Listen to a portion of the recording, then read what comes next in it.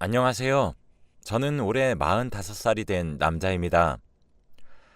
저는 얼마 전 저희 아버지를 감옥으로 수감시켰어요.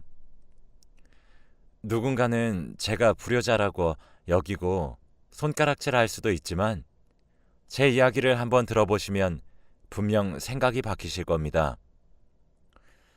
저는 어렸을 적부터 어머니와 단 둘이서 살았어요. 아버지는 술집 여자들과 바람이 났고 그걸로도 모자라 어머니와 저를 버리고 집을 나가셨죠. 그런데 항상 돈이 떨어지거나 갈 곳이 없으면 다시 집으로 돌아와서는 어머니에게 모진 말과 행동을 하면서 힘들게 했답니다. 당시 학생이었던 저는 그런 아버지 밑에서 자란 게 너무 창피했고 얼른 커서 어머니를 데리고 이사를 가는 게 목표였어요. 사실 아버지가 저희 동네에선 유명한 망나니였거든요. 그래서 다들 저희 아버지와 눈이라도 마주치면 아버지와 시비가 붙으니 눈도 마주치지 말라고 할 정도였습니다. 그러니 다들 그런 아버지 밑에서 자란 저도 좋게 볼 리가 없죠. 어릴 때부터 친구들에게 놀림도 많이 받았고 차별도 많이 받았어요. 어쩔 때는 담임 선생님조차 학부모 상담 때 아버지를 데리고 오지 말라고 할 정도였으니까요. 사람들은 그런 남자랑 결혼한 어머니의 정신은 분명 이상할 거라고 단정지었기 때문에 어머니는 일자리도 구하기 힘들었고 혼자서 저를 키우기에는 벅차셨습니다. 아버지는 저와 어머니가 밖에서 자기 때문에 어떤 고생을 하고 있는지 알면서도 절대 고칠 생각이 없어 보였고 늘 술과 담배를 달고 사는 것으로 모자라 어머니를 못살게 굴고 돈을 달라고 하며 집안을 난장판으로 만들었어요. 그리고 지나가는 사람과 눈만 마주쳐도 시비를 걸기 일쑤라 경찰서도 자주 들락날락 거리셨습니다. 어머니가 아버지 때문에 고생을 정말 많이 했어요. 아버지가 달라는 돈 벌려고 악착같이 일하시고 생활비까지 감당하셨거든요. 지금 생각해도 정말 눈물이 앞을 가립니다. 아무튼 그런 힘든 어린 시절을 보냈어요. 그날도 여느 때와 다름없이 집에는 어머니와 저 둘뿐이었습니다. 아버지는 집을 한번 나가시면 적어도 한두 달은 들어오지 않으세요. 당연히 연락도 안 되니 뭐 하고 다니시는지도 모르죠. 그리고 역시나 한 달 반 정도 지났을 무렵 아버지가 술에 떡이 돼서 집으로 들어오셨습니다. 저는 아버지와 마주하기도 싫어서 들어오시자마자 방으로 도망쳤고 아버지는 술에 취해서 몸도 가누기 힘든데 집으로 들어오시자마자 어머니에게 돈 가져와 라고 했습니다. 솔직히 매번 이렇게 어머니를 자신의 지갑 취급을 하고 돈을 가져가는 게 너무 당연하다는 듯이 생각하는 아버지가 너무 밉고 화가 났어요. 어릴 때는 저에게 아버지라는 존재는 너무 두렵고 무서운 존재였지만 저도 이제 성인이 다 되어가니 아버지가 너무 한심스럽고 별거 아닌 존재처럼 느껴지더라고요. 아버지가 돈 가져오라고 했을 때 어머니는 돈 없어요. 그만 달라고 해요. 라고 했고 아버지는 어머니의 말에 화가 잔뜩 나서 어머니께 폭력을 행사하셨습니다. 어디서 감히 하늘 같은 서방이 달라고 하는데 반항을 해? 당장 돈 가져와. 진짜 없다니까요. 정말 없어요. 저번 달에 남은 돈 싹싹 다 가져갔으면서 알잖아요. 저랑 아들은 뭐 먹고 살아요? 어머니는 이렇게까지 말한 적이 없었는데 정말로 돈이 없으셨는지 아버지에게 무릎을 꿇고 눈물을 흘리시면서 두 손을 싹싹 빌더라고요. 그러니 아버지는 집에 있는 살림살이 다 팔아서라도 돈 마련해 오라며 소리를 질렀습니다. 저는 그 말을 듣고 방문을 열고 뛰쳐나가서 어머니의 머리채를 잡고 있는 아버지의 손을 뗐습니다. 그러고는 아버지를 밀치고 집에서 쫓아내려고 했지만 순순히 물러나지 않으셨고, 어디서 하늘 같은 아빠를 밀쳐? 너, 네가 엄마랑 사니까 버르장머리가 없어졌네. 당신 도대체 자식 교육을 어떻게 한 거야? 라고 하며 다시 엄마 탓을 했죠. 엄마는 혼자 주저앉아 울고 계셨고 저는 그 모습을 보니 마음이 타들어가는 것만 같았습니다. 아버지, 나가세요, 당장. 그리고 다시는 저희 집에 오지 마세요. 그럼 신고합니다. 아버지는 신고라는 말에도 물러나지 않으셨고 저에게 아휴, 버르장머리 없는 놈이라고 한 뒤에 혼자서 밖으로 걸어 나갔죠. 아버지가 나간 후 저는 울고 있는 엄마를 안아주면서 어머니, 울지 마요. 라고 했고 어머니도 저를 안아주시면서 같이 눈물을 훔쳤네요. 그리고 얼마 후 평소처럼 저는 학교를 마치고 집으로 갔는데 집이 난장판이더라고요. 지금 시간에 일을 하고 있어야 할 어머니가 집안에 계셨고 주저앉아 울고 계시는 겁니다. 그 광경을 보니 너무 놀라서 울고 계시는 어머니에게 달려가 도대체 무슨 일이냐고, 도둑이라도 들었냐고 물었어요. 그런데 어머니는 아이고, 네 아버지가 와서 날 빚쟁이로 만들었다. 어떡하냐? 네 학비랑 네 대학교는. 엄마가 미안해, 우리 아들. 근데 네 아버지가 도장 안 찍어주면 너에게 해코지를 하겠다는데 어떡하니? 라고 했죠. 아버지는 일부러 제가 없을 시간에 집으로 오셔서 어머니에게 당장 은행으로 가서 어머니 명의로 대출을 받게 해서라도 돈을 달라고 했대요.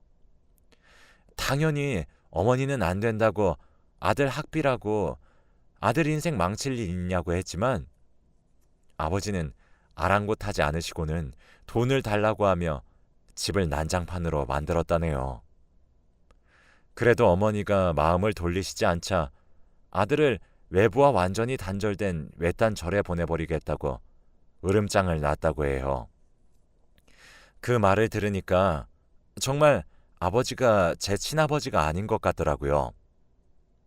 어떻게 자신의 돈을 벌기 위해서 자식을 그런 곳에 보낼 생각을 하나요?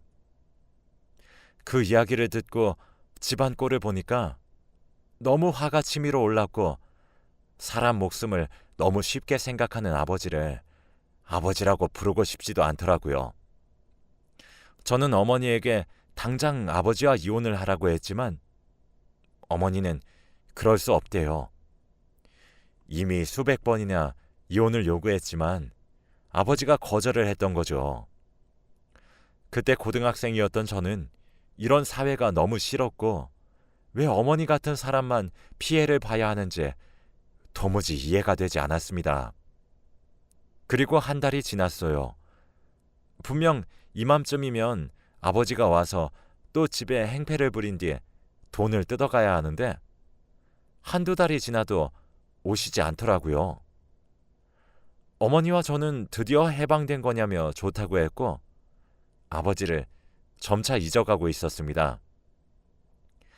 아버지가 오시지 않으니 어머니와 같이 서로의 이야기를 나눌 시간도 늘어났고 모자 사이가 깊어졌습니다.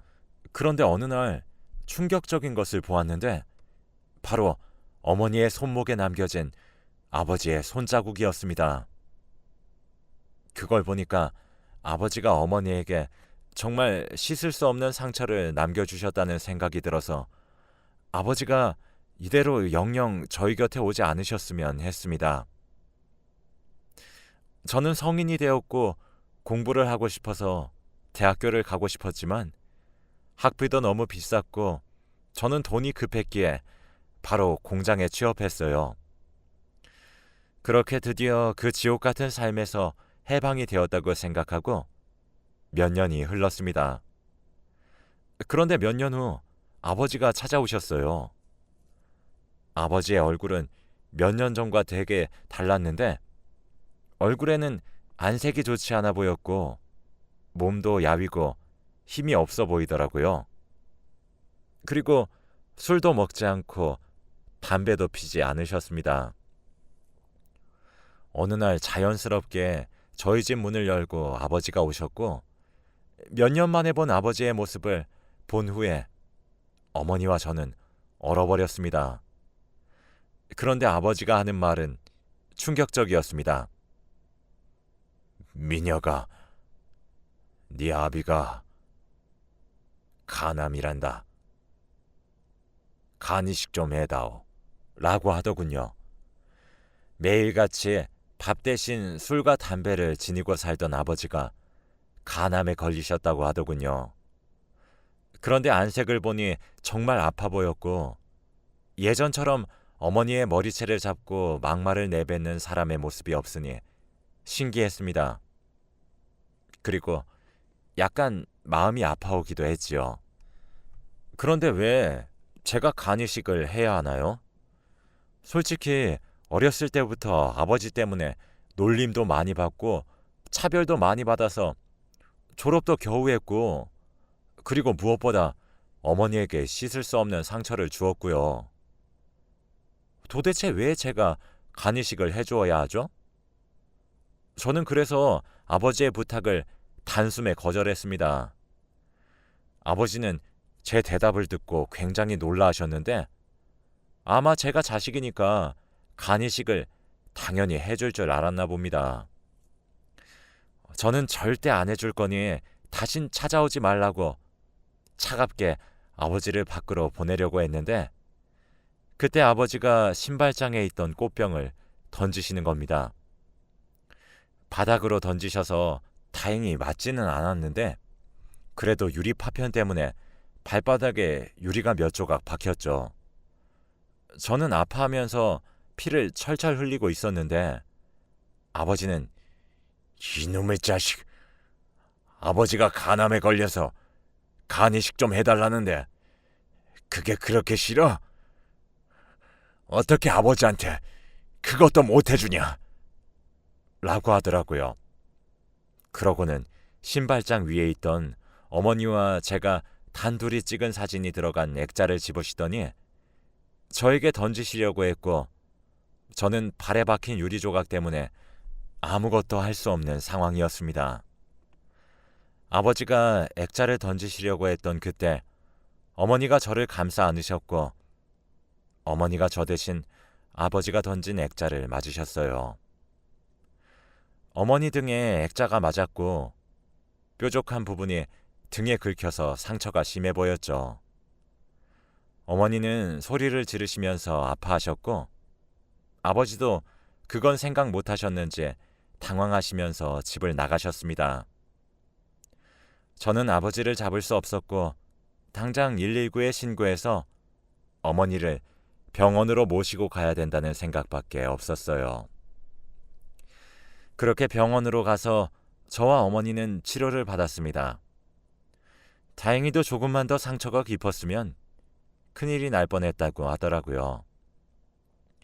저는 그럴수록 아버지가 더 용서가 되지 않았고 솔직히 아버지가 간암에 걸려 죽든 말든 상관이 없었죠. 도대체 왜 이렇게 저희를 못살게 구는 걸까요? 어머니도 치료 내내 우시면서 자기 팔자를 탓했고 저에게 나아서 미안하다고 말씀하셨습니다. 우리 아들, 엄마가 미안해. 엄마가 세상에 우리 아들을 낳아서 아들이 못된 것만 보고 사네. 미안해. 엄마가 이렇게 울면서 말을 하니까 저도 눈물이 났고 아버지에 대한 복수심이 불타올랐어요. 그리고 저는 밤새 곰곰이 생각해서 아버지 같은 사람을 어떻게 혼내줄지 고민했습니다. 도대체 아버지가 죗값을 달게 받으려면 어떻게 해야 할까 생각하던 와중에 검사라는 직업이 떠오르더라고요. 법정에 서서 피고인에게 징역을 선고해 줄 수 있잖아요. 저는 그때부터 아버지 같은 사람을 혼내주기 위해 검사가 되기로 결정했습니다. 제가 검사가 된다고 하니 어머니는 당황해 하시면서 돈이나 벌라고 했지만 포기하지 않았어요. 학창시절에 제 성적은 상위권이었지만 등록금 때문에 대학을 포기했던 것이었거든요. 아버지에 대한 복수심에 불타올라 공부를 열심히 시작했죠. 매일 밤마다 코피까지 흘려가면서 공부를 하니 30살 초반에 저는 검사가 될 수 있었습니다. 정말 검사 합격 통지를 받았을 때 하늘을 날아가는 것만 같았고 어머니도 검사 아들 생긴 거냐면서 죽어도 여한이 없다고 하셨죠.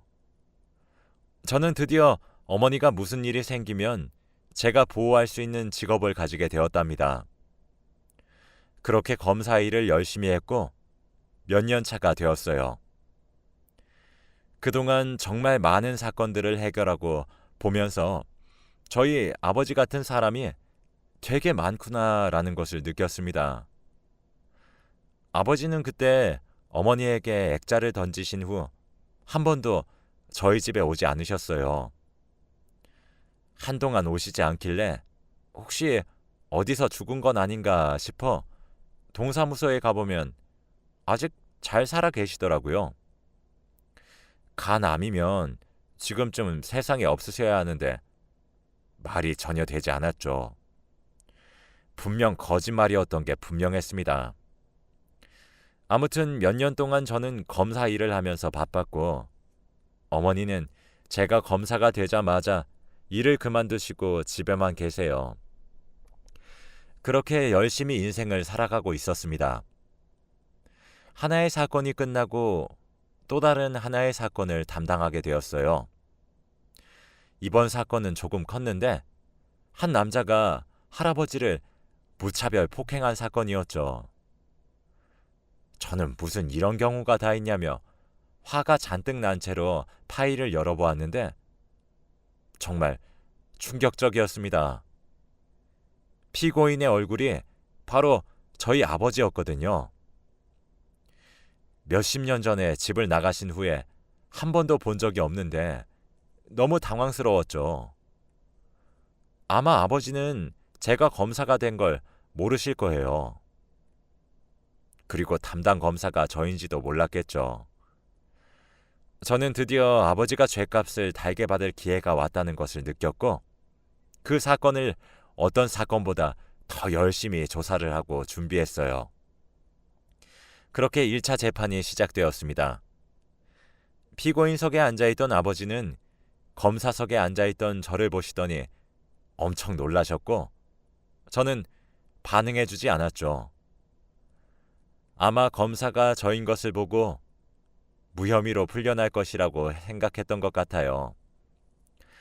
저는 1차 재판 때 누구보다 정확하고 깔끔한 증거와 말솜씨로 변호인의 말에 반박했고 아버지도 당황을 하시더군요. 그리고 1차 재판은 끝이 났습니다.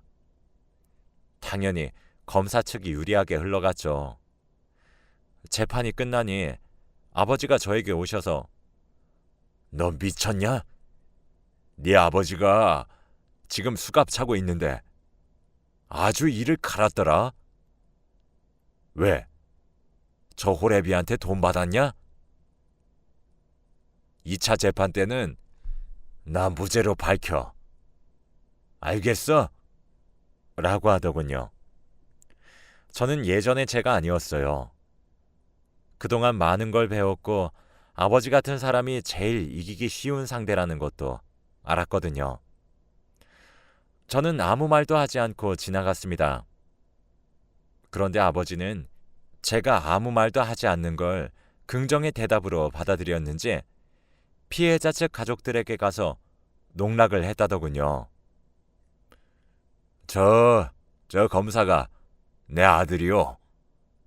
난 무죄 확정이요. 라고 했다며 가족들이 저를 찾아와서 따졌습니다. 저는 절대 그러지 않을 거라고 했고 피고인의 아들 아니라고 했어요. 아버지에게 폭행을 당한 할아버지는 지금 전치 16주를 선고받았고 나이도 많으셔서 수술도 쉽게 진행되지 않은 것 같더라고요. 가족들이 펑펑 우시는데 정말 마음이 아팠습니다. 저는 결국 2차 재판 날 아버지를 최고 구형으로 선고했어요. 아버지도 제가 이렇게나 높은 형량을 줄 모르셨는지 굉장히 당황하셨고 판사님은 제가 말한 대로 진행해 주셨죠. 아버지는 재판장에서 나갈 때까지 소리를 지르시면서 너 이놈 어떻게 네 아비한테 그러냐? 라고 했고 저는 무시했습니다. 저는 그날 아버지에게 당한 모든 일들을 복수한 것 같았고 너무 통쾌했어요. 할아버지 가족들도 감사하다며 인사를 해주시는데 그 사건이 제 인생에서 가장 기억에 남는 사건입니다. 그리고 집으로 돌아가서 있었던 일들을 어머니께 다 말해주었어요.